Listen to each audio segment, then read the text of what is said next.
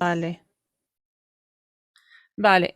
Bos días a todos, gracias pola presentación. Tamén hai que dicir que son da Coruña. Me parece importante para hoxe dar o pequeno dato. Sí, como decía María, vos presentar unha pequena reflexión sobre o que é a diplomacia urbana e como encadramos neste eido da xenda urbana e o mapa urbano, vale? Perfecto. Ben, chamei na Mil Tesouros e un mapa porque me parece interesante esta idea de aliñar todo o que podemos ver nunha cidade respecto ao internacional, vale? Isto vai fatal.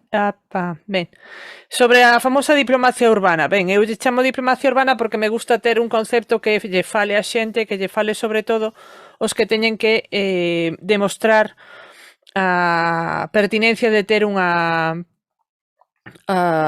estrategia internacional, vale? Pero en realidade se refire ao que dixo María de ter unha misión operacional que demostre os instrumentos internacionais que a cidade pode utilizar, vale?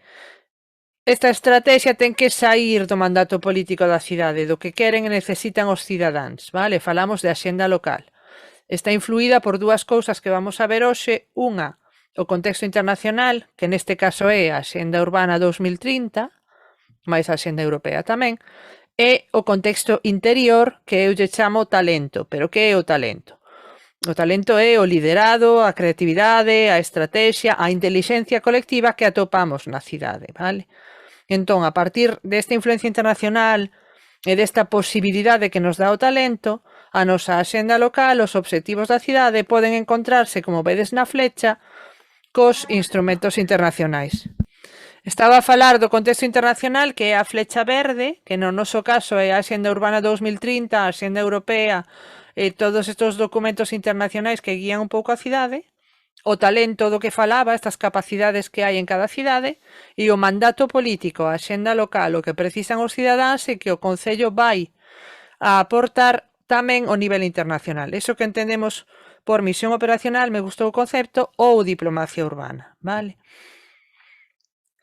Que pasa? Que se vamos todos cara ao lado que queremos e non nos falamos os uns cos outros, se o talento non se coordina, nos encontramos ante un fenómeno que en economía se chama prato de espaguetis, vale?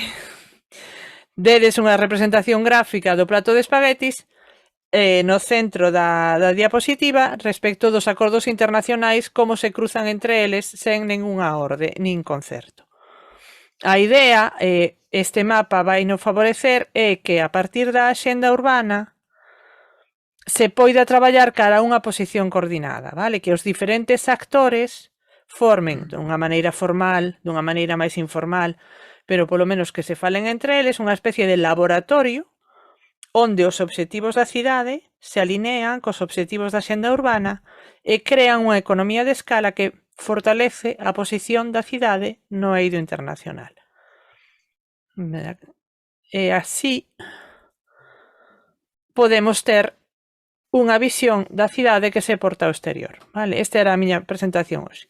Para rematar, como coruñesa, sí que me gustaría engadir tres feitos que me parecen importantes para refletir no mapa e que non vin.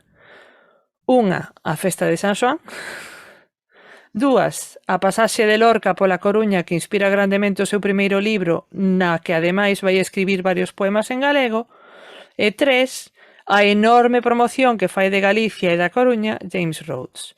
E fico a vosa disposición para despois a rolda de preguntas. Moitas gracias.